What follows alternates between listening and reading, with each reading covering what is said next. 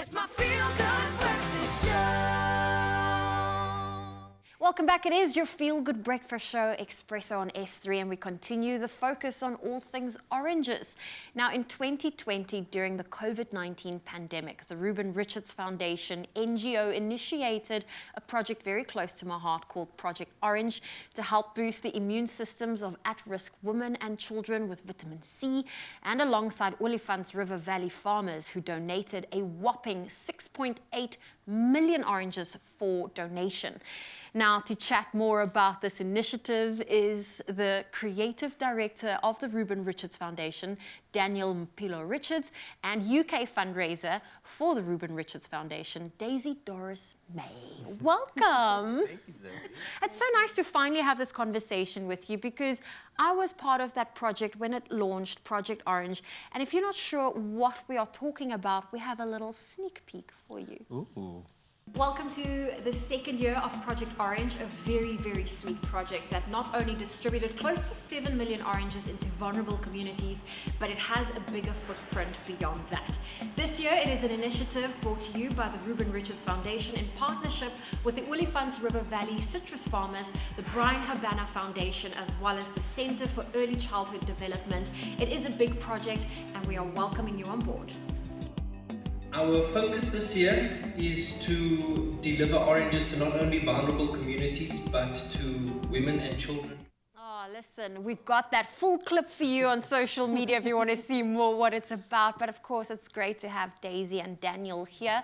Now, Daniel, talk me through when you thought of when the concept of Project Orange was initiated. What went through your mind? What was the aim and what was the goal of this initiative? Well, at the time, it was March 2020, so we were just about going into lockdown, and there were lots of vulnerable people in South Africa that needed nutrition. And so the goal was to boost immune systems. But we were just overwhelmed by the donation from the farmers. They thought that COVID was going to affect the citrus industry. And so they donated all these oranges to the foundation, and it was our job to get the oranges from the farms to the people that needed it the most. Into the communities, Yeah. and that's where fundraising and the help from the general public was necessary. Yes. Because to get it to the farm, from the farm to the community, obviously costs some money. Yes. But orange is such a beautiful fruit, and Daisy, the importance of vitamin C that you get from one orange, I think people take that for granted. Sure. What is it about an orange that's so special? Well, an orange boosts our immune system. Yeah. And we need that to fight flu, viruses, diseases, and at a time like COVID, it was doubly as important. And I've sadly come to learn that not everyone has accessibility to nutrition, especially in South Africa. So to be behind a project like this, to bring vitamin C and to help boost immune systems was incredible. Especially during the winter months when people are most vulnerable. Daniel, what was the impact of this project? I mean, it's the first time locally and internationally where citrus farmers were so generous to just donate their product and make sure it gets into the community.